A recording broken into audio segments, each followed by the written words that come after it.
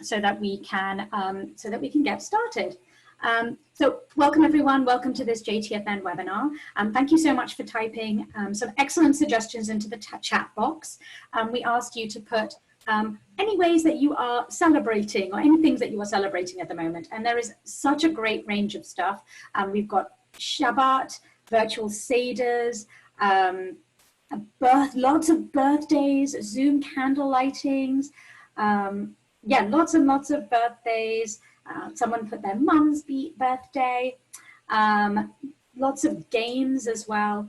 So there are still ways, even in these moments of isolation, that we can still celebrate. And that's what we're here talking about today. How do you put on your end of year celebrations, your check ceremonies, your graduations in an online setting, and offer that kind of closure for your group, whatever that is, because they can't meet in person, but they still went through some sort of educational experience this year, depending on what it was, and we want to be able to close it out in a really fun, meaningful way.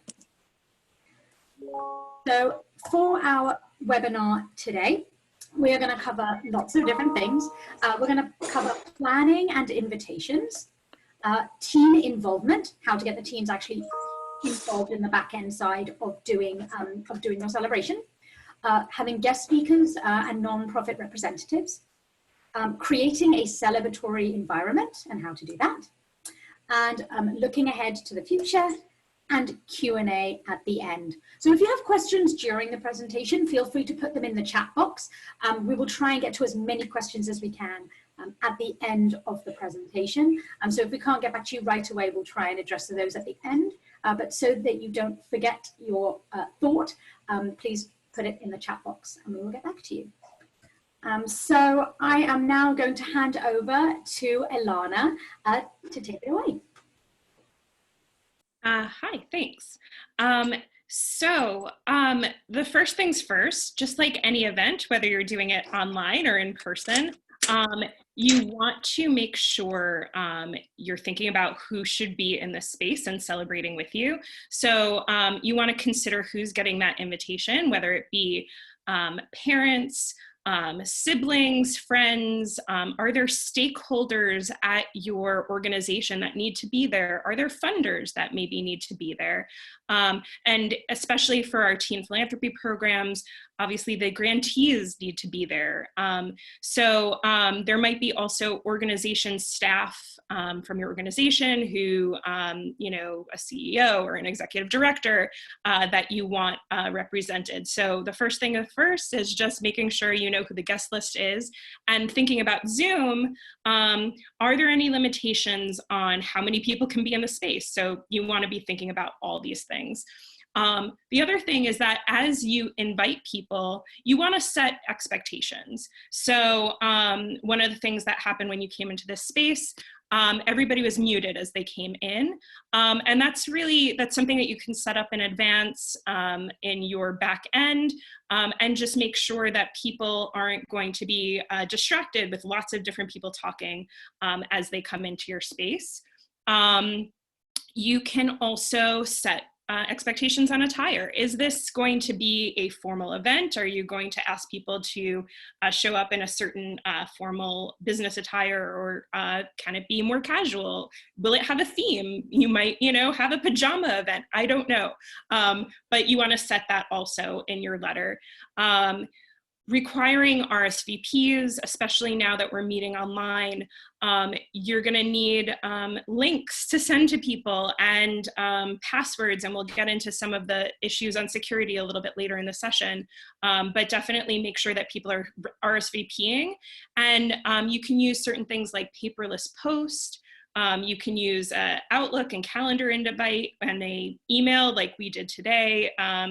Or you can use Eventbrite. There's lots of different places that you can go to make your event feel like a formal year-end celebration. Do the teens have a number of guest limit? So if mom and dad and grandma and the siblings and everybody wants to come to be supportive, is there going to be a number, or do you want this to be a giant event? Again, think about your platform. Are there any restrictions on numbers that would limit that for you? Also recording. Are you going to be recording this event? You should let people know in advance if you are. And you should also share with them if you're planning to broadcast this later on, just so people, again, know what the expectation is, know if them or their child is going to be on screen. You know, generally schools or programs at the beginning of the year, you usually have some sort of media release associated with your program, but if you haven't, that also might be something that you need to consider if you're going to be broadcasting your event at a later time. Then just sending out reminders once people RSVP, making sure that they have it on their calendar, that they're going to be attending so that they don't miss it. And also, if you're able to share some sort of agenda, let them know how long the event is going to be, what to expect, if they're expected to do anything, so they come prepared. So the other part of planning is on the more logistical side of things. And we highly recommend, as you do this kind of session, to have a back-end tech person. Navigating both running the show and emceeing something and doing the back end can actually be quite difficult to navigate, both the technology and facilitating. So the first thing you want to be thinking about is recording what's on screen and how it's formatted. There's a few different views, and actually if you look at the top, I don't know if you'll be able to see all of the functionality, because the backend person will act as the host for your session. So some of the functionality, if you click around, some of it you'll be able to see today, some of it you would have to be hosting in order to see it. But you can actually change the view of the screen, and that's really important to be thinking about when you're recording what is going on the screen. There are speaker views, there are side-by-side views, and that's how it will show up on your recording. The other thing too is that you're going to want to have somebody who's able to communicate with your speakers and be that point person to give them a cue. So, you know, if you're doing a session like this, you'll be able to have that communication going on, or if there's any kind of troubleshooting, you can have that direct person to help them if, you know, they need help being unmuted, or if they are having issues with bandwidth, you have that point person who can support them if there's anything going on. So also there's the opportunity to screen share. You know, you came in, you heard some sound. There's a few different ways to approach this. There's a computer sound button in the bottom left corner. Once you press share your screen, there's actually a computer sound button in the bottom left corner of that share screen. And by doing that, you can actually share both your screen and your computer sound. And there's also an option to share your computer sound and only your computer sound. So if you want to come in and have a little bit more of like a party feel, and that is in advanced options. The other issue is for the back-end person is to help troubleshoot for attendees. As you noticed, there was a waiting room when you came in today. That back-end person today, Wayne is acting as our back-end person, so thank you, Wayne, and is letting people come in as they need to be let in, or can answer any questions if you're having an issue with any of your technological pieces. And so the other thing that comes up is muting participants where necessary. So in the case of this session, we have the capability of muting and unmuting ourselves. But if somebody forgets to put themselves back on mute, you have that opportunity to have that back-end person take the reins and take control of that in a situation. Then finally, and really importantly, as we're seeing and everybody is moving into these online spaces, security is becoming more and more of an issue, especially in Zoom. I know that they're working on changing certain functionalities and adding certain security measures because, you know, there are issues with hackers and there are things to be thinking about. So if you're using a platform like Zoom, there are a few different things. Today we had the waiting room function so we can approve who is actually coming into this space. You also can go into the back end of your Zoom meeting and set up a few things in advance, including setting up a password. And so if you set up a password, you would just send that out to people in advance. You would send it in your calendar invite. And it's just that extra step so people who are supposed to be in the meeting are the right people in the meeting. The other thing that you can set up in advance is you can stop other people from screen sharing prior to your meeting. That's in your settings for what you set up. You can also, if need be, you see this lovely picture that Danielle took of us earlier. There's actually a security button now displayed on your bottom toolbar in Zoom. So you can actually control some of the functionality right then and there in your meeting if need be. So you can, if you click on security, you can stop screen share functions. You can also remove a participant if need be. Hopefully you won't need to, but it's there. You also can lock your meeting. So if somebody is actually taking attendance and checking people in and you see, okay, everybody that's supposed to be here is here, you can lock it and nobody else can come in. And it's also in the security button in your toolbar. It's a place where participants can be allowed to either rename themselves. You can also allow them to chat or screen share. So you can disable or enable that function in that security bar. And the final thing just on the back end to consider is your visuals. As today you see we have a PowerPoint. There's different things that you can see and you're going to want to consider like how it functions and how it runs, and having that back-end person to be running it is super helpful.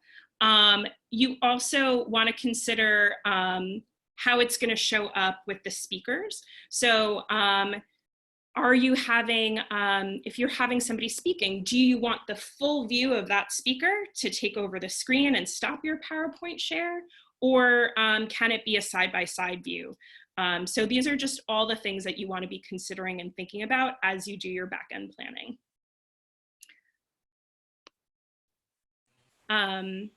So for our next bit, I'm going to hand this over to Danielle to talk a little bit about how are we going to engage the teens in this moment. Great, thank you so much, Alana. So there are lots of opportunities to have the teens involved, not only coming as participants for your end of year celebration, but also as a really integral part of it. And here are just some ideas about ways that you can engage the teenagers in your program. A great way is if you want your teen to write a Devar Torah. It's traditionally a commentary on whatever the Torah portion is that week. You can pick something thematic, you can pick a Jewish text, whatever it is that really speaks to your program. And it can be a moment for an opening speech, a closing speech, something like that, that a teen can do a little bit of prep work beforehand, kind of show off their understanding a little bit and what themes are important to your program, and integrate that into your closing celebration. Teens can actually be the MC of your program. We've seen that done really successfully in other programs, where the teens really do take the reins, introduce all the speakers, make all the segue announcements between speakers during your celebration. So it can be a really effective way to get the teens involved. If you're doing some sort of program that requires a little bit of explanation, so for instance, if you're in a teen philanthropy program and maybe not everyone knows what teen philanthropy is, that's a great moment to ask the teens to do a little speech or say a couple of sentences about what Jewish teen philanthropy is, towards the beginning of your celebration to tie everything together before you go on to the second portion of your celebration. And that can go with any program that you have that maybe requires that little bit of extra explanation.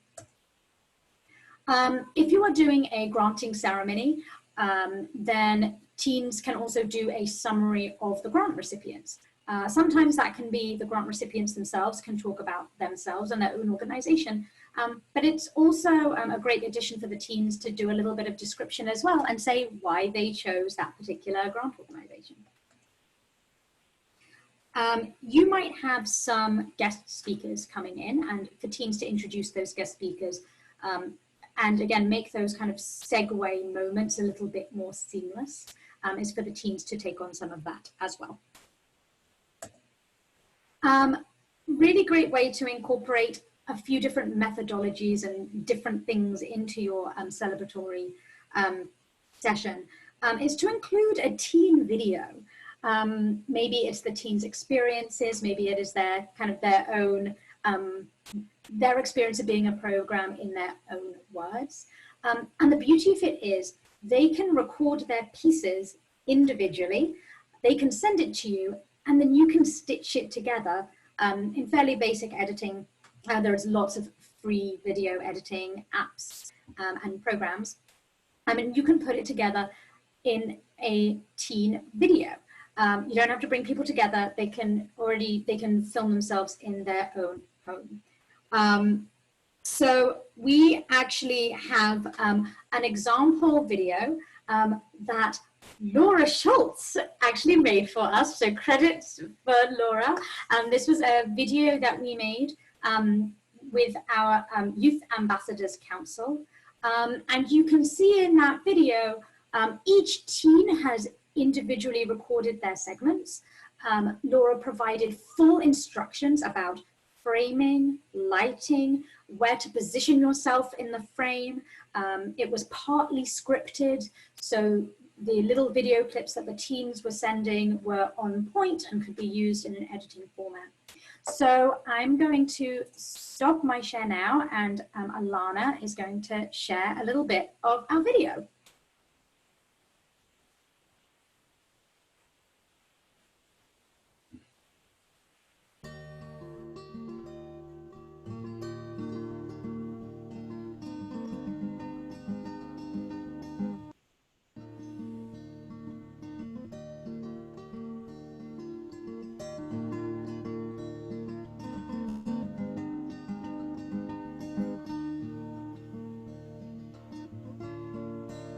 I'm a lacrosse player. I am an actress. I am a triathlete. I am a future business leader. I am a soccer player. I am a tennis player. I am an environmental activist. My Jewish identity, I would say probably one of the biggest parts of it would be my family. I attend Sunday school, had a bat mitzvah, and have been confirmed. You can see in the video that the teens are either on one side of the frame or another. In the summertime, I have attended Vermont Berkshires, and I'm also the chapter president of the all, I attended the Rosh School, which is a Jewish day school, and I engaged in Jewish philanthropy. I am a Jewish philanthropist. I am a Jewish philanthropist.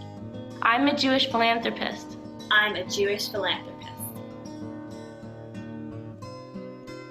Wonderful. Thank you so much, Kamara. I'm a philanthropist because... Fantastic. Thank you so much for sharing that. And thank you, Laura, who put that video together for us. So as we just shared it now, Alana shared it from her screen and just did a screen share. Another way to do that is to actually embed it into your PowerPoint. So if you see my screen at the moment, there is a like a YouTube screen which has an embed code. So I put it in as an embed code. Visually, it looks pretty good, but you have to be really aware of your bandwidth because sometimes it does slow down the video a little bit. So really depending on how good your internet connection is, you can incorporate it into your visuals like this, or you can just stop the screen share and then share directly from YouTube. So whatever you think is going to work for you, it's always worth to test and check things beforehand. So we've talked a bit about what are the roles that teams can play in your end of year celebration, and really want to make sure that everything goes really smoothly. So here are some ways that you can really set your teams up for success. Script is very important. You know, make sure that you have a script and that you have a rehearsal prior.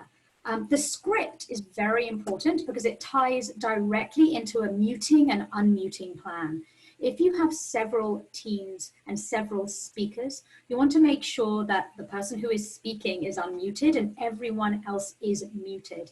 So teams will need to have set up some sort of cue sheet so that they know when they are next up to speak, so they know to unmute themselves and then mute themselves immediately when they're done. You want to make sure that you have a rehearsal, especially if you have multiple speakers.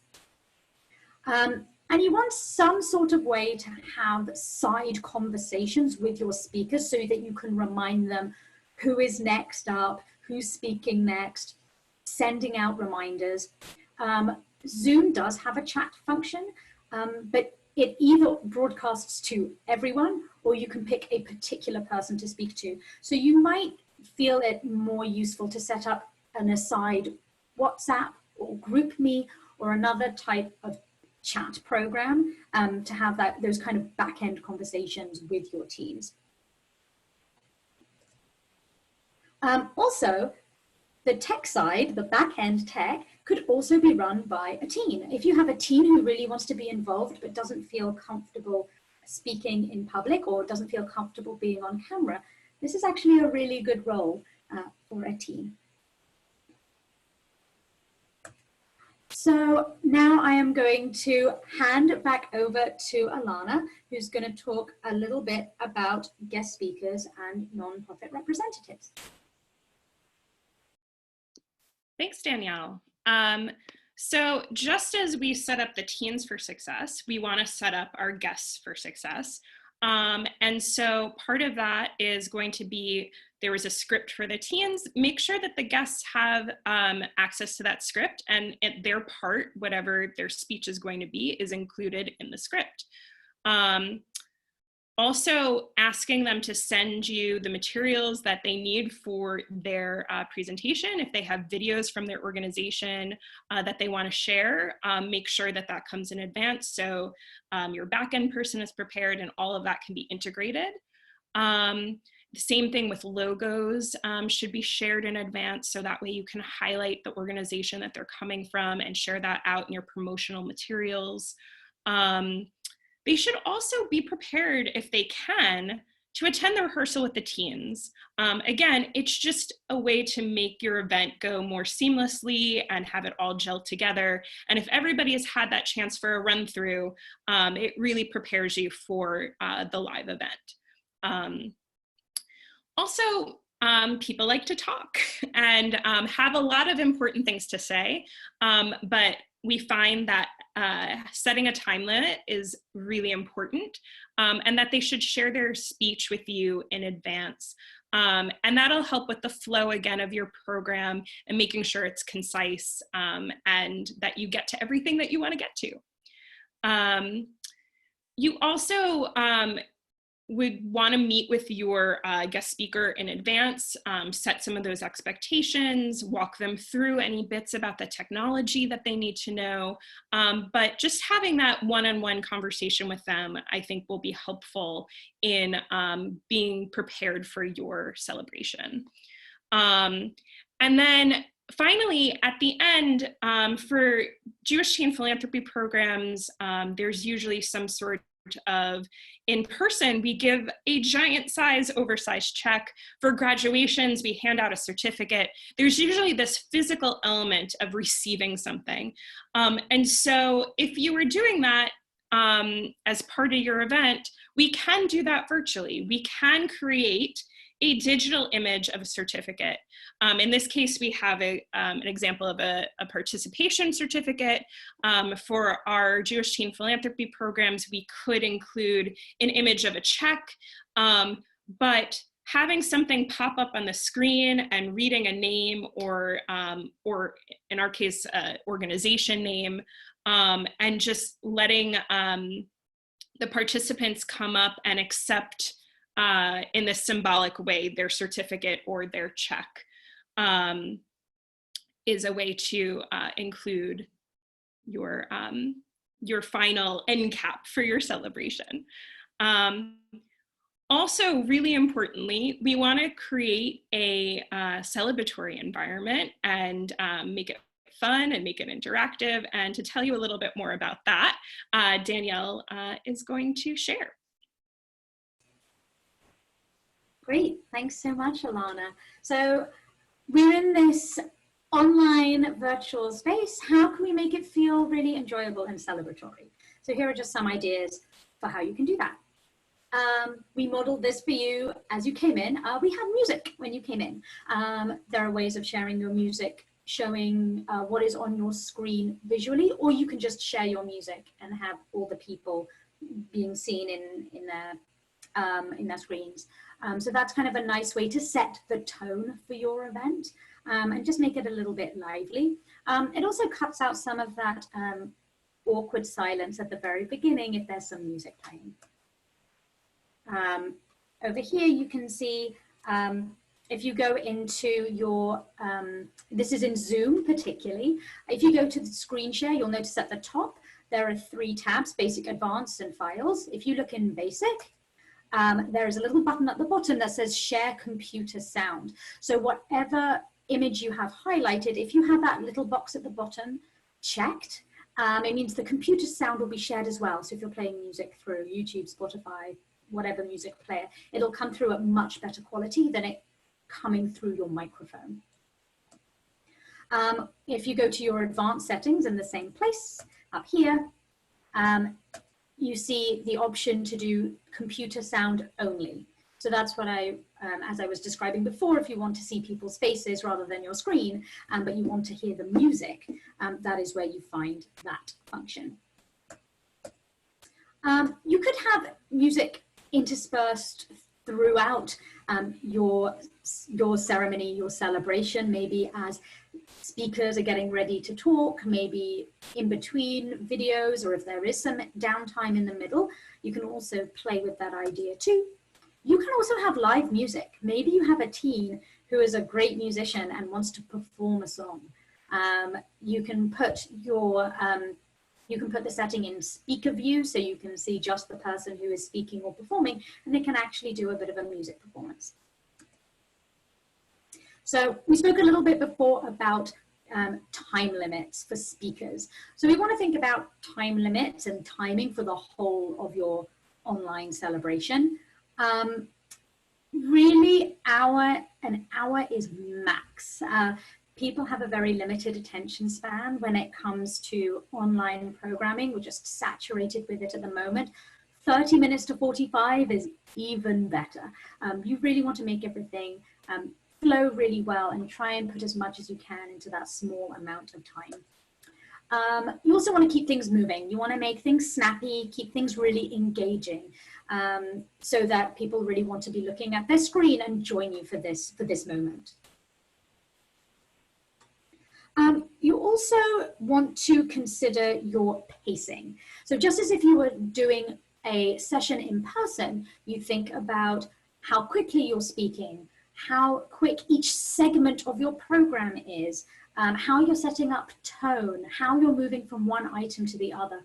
That is incredibly crucial in an online space because everything is really under the microscope and everyone's focus is in one particular area, which is their screen. So you really want to look at your pacing and your flow of your entire program. So there are lots of ways that you can make your end of year program, your end of year celebration really interactive. So it's not just people looking at a screen. And you can add some games, competitions, trivia, quizzes, whatever you like. Kahoot is one of those platforms that you can add some trivia and some quizzes to your program. Poll Everywhere is a way to do some, you can do some pretty intricate polls for your audience. There is also a polling function in Zoom. It's a little bit more basic, but Poll Everywhere is also an option. There is a chat box built into Zoom. So sometimes you might just want to ask a prompt question and get people to write in it. As we modeled this a little bit today, as you entered the room, we put a prompt up on the screen and asked you to type an answer into the chat box. So that's another way to check in with people and keep it interactive. And a favorite here at JTFN is Mentimeter. Mentimeter is a really great website which allows you to make quizzes, polls, interactive, you can put your opinion on timelines, you can make word clouds. So we are going to do a little bit of a demo for you here. So if everyone can grab a phone or a tablet or even just the computer that you're working on right now, we'll do a little demo. So if you could please go to menti.com. That is the code that you will need. And I am going to stop my screen share, and Alana is going to share, and you'll also see that code again on the top of her screen so that we can all join in. So if you go to menti.com, there is a prompt there. Share one word to describe a feeling, thought, or action when you accomplish something.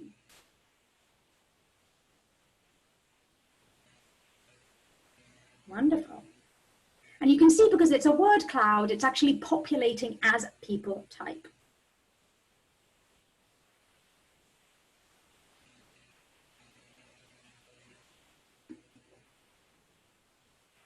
And also another function of a word cloud is that words that are typed more often appear bigger. So as you're looking at our word cloud, we see pride and happiness has appeared big, excited, exuberance, exhilaration. These are wonderful words. So this is a great way for the people who are in your celebration to see that there are also other people who are interacting as well, and you can create a really beautiful word cloud by doing this. Wonderful, thank you, Alana. And now I am going to pass over to Alana so that we can continue. Thanks, Danielle. So in addition to doing some trivia and polling, one thing that you could add into your closing ceremony, whether it be a check ceremony or a graduation, is doing a giving circle exercise. Now, sort of more than ever, we're in a moment where with this global crisis and with COVID-19, it is so ingrained in our Jewish values to be giving. And that is certainly a really interactive way to engage your participants. So if you're hearing from your community that they want to be giving in some way, or from your classroom, or even just additionally from your teen philanthropy programs that their families want to be engaged, this is actually potentially a moment that you could bring in a giving circle into your space. And looking forward, keep in touch with us, because right now JTFN is actually working on our JTFN Giving Hub, which is going to be a new platform for a crowdfunding opportunity. And essentially, if you come in under the umbrella of JTFN through our Giving Hub, ordinarily, a lot of places offer a 3% service fee for using their crowdfunding platforms. We're working with a site called Give Butter to be able to offer philanthropy programs a 2% fee. So at a discount if you use the platform. So please keep in touch with us. We definitely want to share that opportunity with you. And even if you need some resources on creating a giving circle experience, we're happy to help you think about how that can be an engaging moment as part of your celebration. Another thing to be thinking about is, we're all coming together. You can do a shehehianu, having all these people together in this space at the end of your year. You also can do a bracha. Perhaps you can grab some wine for the adults and some grape juice for the kids.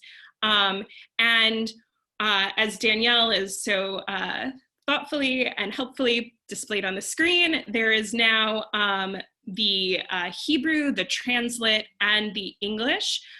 So you can say that prayer together, and we recommend that you offer all three ways so it remains an inclusive space, so people who maybe don't speak Hebrew can still read along.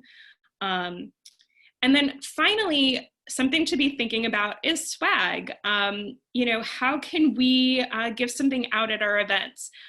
In some cases, you might be able to send something out physically in the mail. Maybe you can create a photo book from the year featuring photos. There are sites like Shutterfly that can take your whole catalog of images and share that out with your program or your classroom. Another way to do that is to do a photo book virtually, but that's always a fun way to be interactive. Also, we're in a time where being creative, and you might want to do digital swag. So our friends were at FJC were very clever. They had a conference at the beginning of the month. And if you look, they made a t-shirt that says, "I'm at a virtual conference, and the only swag I got was this lousy sign." So you can be a little bit kitschy and a little bit funny. And we invite you to get creative, but people appreciate those extra details and those extra thoughts. And then finally, Danielle is going to take us through to how we can look ahead using this moment of being all together at the end of the year. Great, thank you so much, Alana. So when you have everyone gathered at this moment in your end of year celebration, it's a great time to think about your own recruitment. And I'm sure there are a lot of question marks about what your program, what your school, what your classes are going to look like next year. But if you do have any information at your fingertips at that time, and you have some sort of application process, having the application for the following year is very useful, because you can announce it to the audience and the wider audience who is going to be there. If there are parents, grandparents, friends, it might be interesting for them to hear what is going to be available in your community going forward. If you have some sort of online form, Google form or something similar, you can actually put that link up. You can display it. You can put it in the chat box so that it is a clickable link. But anything that you have at your fingertips to explain your recruitment for the following year, just to keep the momentum up for your program. It's also a great time to make announcements. If you know that there is going to be another event coming up soon, or you want to do some thank yous, or there are just other opportunities in your community and you want to highlight other organizations who are doing really good work, that's also a good time to do that at the end of your celebration. And that can be punctuated with visuals as well. If you're going to be advertising a fellow organization's event, you can actually have that flyer, for instance, or that information, and put it up on your shared screen so that everyone can see, and then you can always email it later as well. But again, it's just about kind of bringing focus to the end of your celebration and taking the time to speak to the people in the room. So it's good to leave 1 to 2 minutes at the end to do that. So I know that we have shared a lot of information with you during this session, and I can see that there are some really great questions in the chat box. So I want to answer any questions that you might have. And if you can unmute yourself, I'm also going to go to the chat and see what questions we have had coming up. But if there's someone who would like to unmute yourself or raise their hand, and we can answer some questions for you. Hi, yes, Celeste. I see your hand is raised. So the question I had, I love the virtual certificate. Do you put an image of the certificate for each student that's getting recognized, or how does that work? Is it in the PowerPoint? Yeah, you absolutely can. You can set up a template certificate. Like for instance, that was just a template I found in Canva, and I changed the words. So what you can do is you can set up in PowerPoint. You have a different certificate file on each slide of your PowerPoint, and just switch the names over. You can also merge, you can do a mail merge for that if you have a lot of people and you don't want to individually type the names. But if you do one certificate per slide, then at least when you're in slideshow mode, all you're doing is clicking your spacebar and it'll just whip through all those certificates. Great question. Thank you, Celeste. I think Laura Schultz raised her hand in the digital chat. I did. My synagogue has been doing a lot of like Zoom for the people that are participating, like the people that are speaking, and then connecting it to either like Facebook Live or YouTube. Is that something that like for like a celebration type thing, if you're honoring people, is that a good idea or a not good idea? I guess is my question. Or if anybody else has, I mean, we've been doing it as like if 4 people are like leading a Kabbalat Shabbat or something like that, then we have the 4 of them in their own homes, in their own boxes, and then we do it to Facebook Live. But I wonder if, because everybody's going to have like 10 people attending for each team, like does it then become overwhelming in this kind of format where it's like the Brady Bunch a lot times like 30?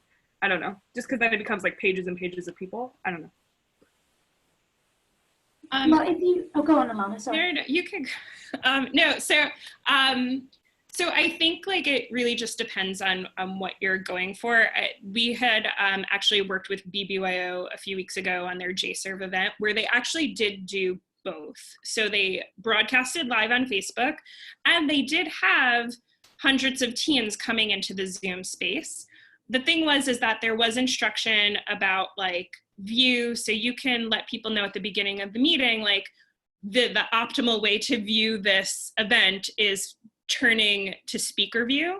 And then that way, if it's scripted and teens are jumping in and out of emceeing or speakers are talking, then in speaker view, they're gonna be the only face that pops up on the screen for everybody. So you can actually set some expectations at the beginning of your call.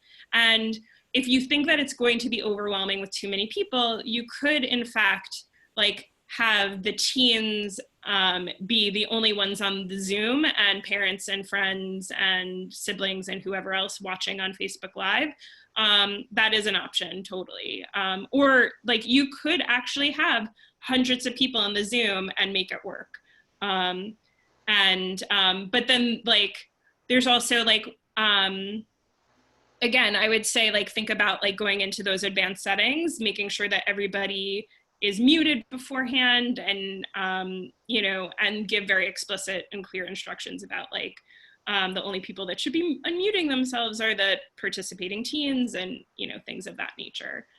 You can also disable like the chat function for during like a celebration. So I would say like disable the chat function, disable screen sharing, disable like all those extraneous things for a crowd of that size. Right, because you can also like disable that, make it that nobody can unmute themselves unless they're a co-host too. Mm-hmm. Yeah, that's true. And then I don't think that there is a limit on co-hosts. So you could make like, if you have a class of 20 or 10, or you could make 20 co-hosts, and then they're the only ones who can participate. So that's also something worth looking into. Thanks. Yeah. I see a question in the chat box about doing a communal prayer. Yes, with Zoom, the sound does tend to be off if you have multiple people speaking at the same time. So if you are going to do a communal prayer, or you want someone to say something together, it is worth muting everyone or having everyone mute themselves other than the prayer leader, so that people are saying the prayer out loud, but they can't necessarily hear everyone say that prayer. Unfortunately, it is one of the downfalls of a platform like this, is that if multiple people are speaking at the same time, there's a little bit of a delay. So it's just worth noting that. And someone in the group just said, turning on original sound helps a little for multiple speaking. Thank you so much for that comment. I have a question here about maximum time for granting celebrations. We touched on that a little earlier. We think really an hour, max an hour. And I know that sounds like a short amount of time to get in everything you want. But if it is really highly scripted and highly curated, it actually creates a really wonderful short session for your audience and your participants. So although it feels a little bit shorter than maybe you're used to in doing something in person, we know when we're doing something online, we need to cut it down. It's really about concentration spans and being aware of people's kind of capabilities with being in front of a screen. But really excellent question. Thank you. Also in the chat box, I noticed lots of really great free editing platforms that people have listed for making your teen videos. Thank you so much for those. We'll compile a list of those and get those out to you so that you can see good ways to make teen or participant videos that you can show during your celebration. I'm going to open it up to the floor again. Does anyone have any questions at all that they would like to add? You can raise your hand physically if you're on a screen, or you can also raise your hand electronically, and I can answer some of those questions. Yes, David, I see your hand is up. Hi. I'm curious if you have any suggestions. Like my computer might freeze, my internet's terrible, so if you can't hear me, let me know. I'm curious if you have suggestions. Like, one of the most powerful moments at our granting ceremony is seeing all the teens up and showing that they did this as a group. I don't know if it can be replicated. I don't, but do you have any suggestions on how that could be instead of popping back and forth at some point, even if it's just a moment? Yeah, I mean, if you have any kind of photo from the beginning of your year where you have the whole group all together, putting that on your slideshow, so that at that moment where you want to show, look at this wonderful group of teens who have completed this program, you can show that on your screen. Another option is, if you want your teams to send a picture to you in advance of, just their headshot, you can compile that, stitch that together, make a JPEG, and again put that into your slideshow. Just so that the people who are watching can see, like, these were the teams who were involved in the program. But this is where, slideshows can really come into it. You can have ongoing visuals throughout the whole of your presentation. It can just be at certain moments when you want people to focus on something visual. But if you have to hand any kind of group picture, or you want to put on a little slideshow of photos from your program when you were in person, even maybe when they're coming into the space, when you're playing your music and you want to show a little photo display, that can also be a nice way to include it. The other thing too is, if you're able, it really depends on your video editing capabilities, but you could also go back to that video piece and maybe even have the teens, like, going back to we were talking about the bracha and the shehecheyanu, maybe they all could say that, and then you could edit it together that they all appear in the same time saying that prayer together, and that's what gets played, and then the people at home can say it along, but then you have that feel of like a group saying the prayer together, but you would have to edit that in advance and be, a little technologically savvy to put that together. But that's also something to think about, if maybe the group can be edited together saying something at the same time, and you could have everybody on the screen at the same time. That's a great suggestion, thanks. Something else in the chat box, we were talking about virtual certificates, and someone made mention in the chat box that you can also send physical certificates home. If you have the capability to do printing, or you have access to an app or a program that can print and send automatically for you, You can, if you have mailing addresses of your participants, you can send them a certificate. The mail system is a little bit up in the air at the moment. So if you send something, it just might take a little bit longer to get there. But if you do want to send something home, just like when we were talking about sending some physical swag as well, the certificates can certainly be mailed as well. So we have just about 3 minutes, and I want to be aware of all your time. So I think we have time for maybe one more question before we close out. So is there anyone else who has any questions at all? Feel free to raise a hand literally or electronically. Trish has a hand up. So Trish, if you want to unmute yourself. Yeah, my question is thinking about computers and the number of people from a single household that might be logging on to the call. So I'd love some like brainstorming or advice on, should we like be asking our board members to be on a separate computer from like their family during this time, if they're able to, like, are there suggestions about like number of computer etiquette? And I'm also thinking about equity at the same time. And so that might be harder for some households, but I'm also thinking like if a student's going to be presenting, it might be distracting if they're sharing a computer with their mom, dad, and siblings. So I'd love some thoughts. I think that's like, I think that's like an extremely thoughtful question. I'm so glad that you raised that. And I think that there's a few different ways that you can approach this. I mean, in some households, there might not be multiple computers, but there might be multiple phones. So somebody could potentially log in on a phone and use if they have a smartphone. Even if they don't have a smartphone, people could potentially listen in because Zoom does have a call-in feature. So those could be some alternative ways to do that and to like have people, but I think that there is something to be said about like, if you're having teens participate and if they have a role, I would highly recommend that they're using their computer exclusively. And then maybe the rest of the family could crowd around a phone if there's an extra smartphone that can be used for that purpose, or if people have multiple phones in the house that could be used where they could follow along there. Danielle, do you have other pieces that you would like to add or thought?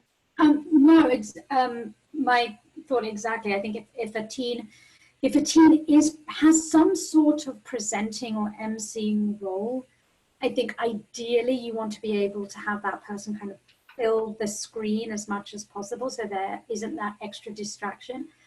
But we know that that might not be an option, and one screen might be all that there is in a household. So I think you can always say the recommendation, like, you would love everyone to have their own screen, but if that's not possible, it's fine.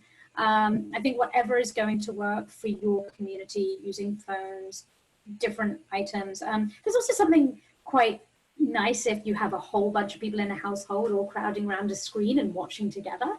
That's also a nice experience too. So I think it's really your comfort level of what you think is going to be the most kind to the people that you are inviting, and what their equipment is. They might just not have the equipment. So making it clear when you send out invitations, it's okay if multiple people are on one device, but you might just want to word with any team presenters to see if there is a way that they can be the only person on their screen just for their segment. And after that, they could have their family members around them. Thank you so much. So we are just about finished for today. I want to just quickly mention a plug. Coming up, we have a talk about, which is a free conversation about working with our newfound situation, and that is next Wednesday. Alana also has some extra announcements, and then also a very quick word from Wayne before we officially sign off. So Alana, over to you first. Thank you, Danielle. So just a few notes about resources. We've been putting out a lot lately, and just want to highlight, if you come and visit, there is a COVID-19 resource page with lots of different things that we've created and links that you might find helpful at this time. We also developed a Jewish value spinner, which you can use in your online sessions to do some Jewish values exploration. There's also on our page, a previous recording of opening rituals and icebreakers and games that you can do in an online space. And we have a resource for that as well. And then finally, in the next coming days, this week, we should be releasing our next podcast. So we just want you to be on the lookout for that. And then finally, I'm going to turn it over to Wayne Green. I thank you all so much for being here. So Wayne, if you want to share closing thoughts. A very quick closing thought, because I know we're out of time. Just a big thank you to everyone who's participated. I will let you know what's really amazing is that all the programs that we've been working with have continued and are continuing to move towards finishing their program. And so I thank you for your commitment in working with your teams throughout the country. I hope that you all stay safe, and as just a farewell, an opportunity for all, in your little reactions button, you can all click on the clap or thumbs up as just a nice way to sort of show across the screen for everybody a thank you and goodbye. I see lots of hands, lots of waves, lots of thumbs up. Thank you so much, everybody. You take care of yourselves. Bye. Bye. Thank you.